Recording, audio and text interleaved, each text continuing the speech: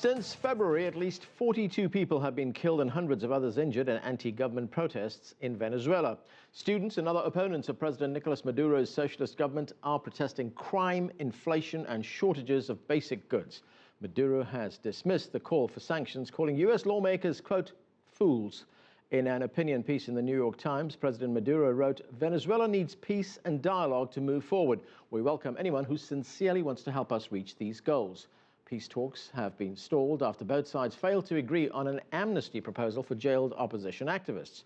And the U.S. Senate Foreign Relations Committee voted to push forward a plan to impose limited sanctions on Venezuela. CCTV's Markovits reports.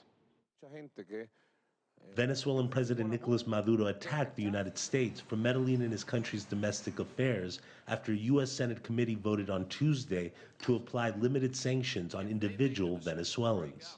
The mostly bipartisan effort would freeze bank accounts and deny visas to Venezuelan officials accused of human rights abuses against anti-government protesters. On Tuesday, President Maduro said the use of sanctions was proof that the U.S. government and right-wing forces were behind the political unrest that has left at least 42 people dead and more than 800 injured.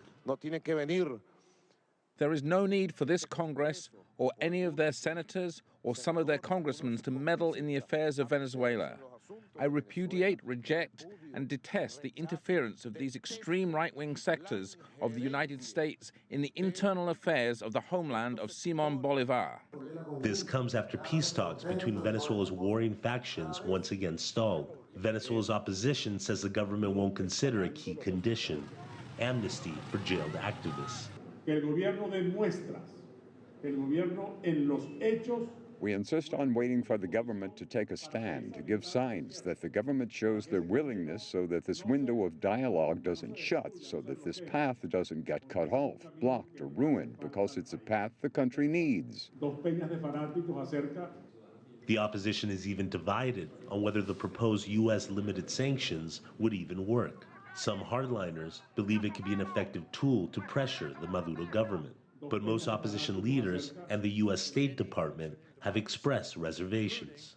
David Smiled, an expert in Venezuelan politics, believes the sanctions would strengthen the Maduro government, much like the U.S.-Cuban embargo did for Fidel Castro.